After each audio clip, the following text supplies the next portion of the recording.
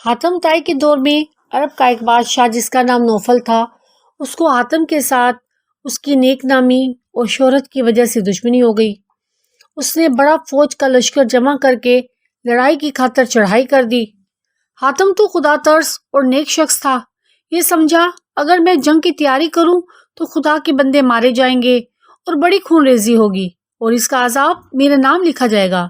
یہ بات سوچ کر تنہا ایک پہاڑ کی غار میں جا چھپا۔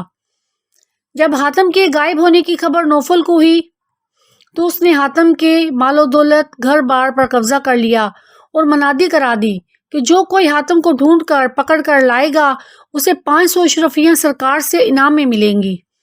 ایک روز ایک بوڑھا اور اس کی بڑھیا اور 2-3 بچے ساتھ لیے لکڑیاں توڑنے کے لیے اس غار کے پاس جہاں حاتم چھپا تھا پہنچے اور لکڑیاں اس جنگل سے چننے لگے۔ بڑھیا بولی، اگر ہمارے دن کچھ بھلے آتے تو حاتم کو کہیں ہم دیکھ پاتے اور اس کو پکڑ کر نوفل کے پاس لے جاتے تو وہ 500 اشرفیاں دیتا، ہم آرام سے کھاتے، اس دکھ دندے سے چھوٹ جاتے۔ بوڑھے نے کہا، کیا ٹر کرتی ہے، ہمارے نصیب میں یہی لکھا ہے کہ روز لکڑیاں توڑیں اور سر پر رکھ کر بازار میں بیچیں، تب دال روٹی میسر آئے، یا پھر ایک روز جنگل میں شیر کا شکار ہو جائیں۔ لے اپنا کام کر، ہمارے ہاتھ حاتم کاہے کو آئے گا اور بادشاہ اتنے روپے کیسے دلائے گا؟ عورت نے ٹھنڈی سانس بھری اور چپ ہو کر اپنے کام میں لگ گئی۔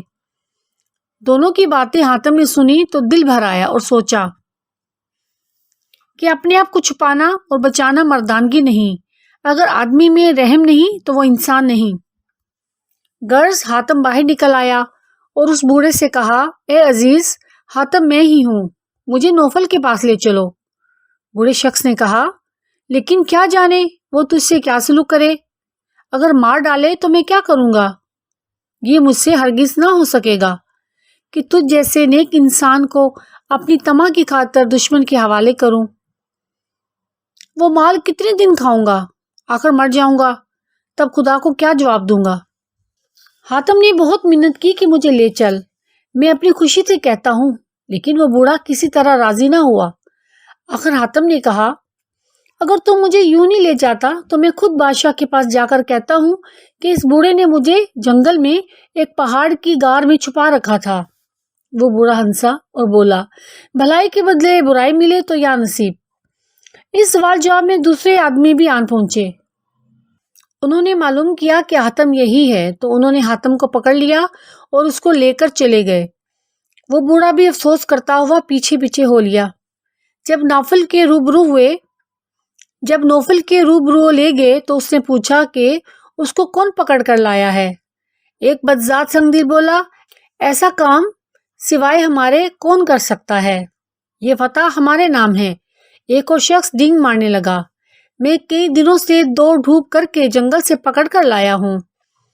اس طرح اشرفیوں کے لالچ سے ہر کوئی کہتا تھا کہ یہ کام مجھ سے ہوا ہے۔ وہ بوڑھا چپ چاپ ایک کونے میں لگا ہوا حاتم کی خاطر روتا تھا۔ جب اپنی اپنی بہادری اور مردانگی سب کہہ چکے تب حاتم نے بادشاہ سے کہا، اگر سچ بات پوچھو تو یہ ہے کہ وہ بوڑھا جو الگ کھڑا ہے مجھ کو لایا ہے، مجھے پکڑنے کی خاطر جو کول کیا ہے وہ پورا کرو اور 500 اشرفیاں اس بوڑھے کو دے دو۔ نوفل نے اس لکڑہارے کو پاس بلا کر پوچھا کہ سچ کہنا، حاتم کو کون لایا ہے؟ اس بیچارے نے سر سے پاؤں تک جو گزرا تھا راست کہہ سنایا اور کہا، حاتم میری خاطر خود بخود چلا آیا ہے۔ نوفل حاتم کی جرات سن کر حیران ہوا کہ واہ رے تیری سخاوت، اپنی جان کی بھی پرواہ نہ کی۔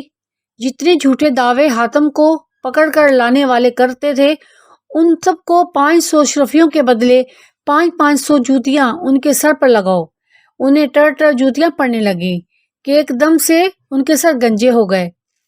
غرض نوفل نے اپنے دل میں خیال کیا کہ حاتم جیسے شخص سے حاکم کو ان سے فیض پہنچتا ہے اور محتاجوں کی خاطر اپنی جان کی پرواہ نہیں کرتا، دشمنی رکھنی اور اس سے مدعی ہونا آدمیت اور جوان مردی کے خلاف ہے۔ اس نے حاتم کے ہاتھ بڑی دوستی اور گرم جوشی سے پکڑ لیا اور کہا، کیوں نہ ہو، جب ایسے ہو تب ایسے ہو، اور اس کی تواضع و تعظیم کر کے اس کو اپنے پاس بٹھایا اور حاتم کو ملک و املاک اور مال و اسباب جو کچھ ضبط کیا تھا وہ چھوڑ دیا، نئی سرے سے سردار قبیلے میں طے کر کے اسے دی اور اسے بوڑھے کو 500 اشرفیاں اپنے خزانے سے دلوا دی۔ وہ دعا دیتا ہوا چلا گیا۔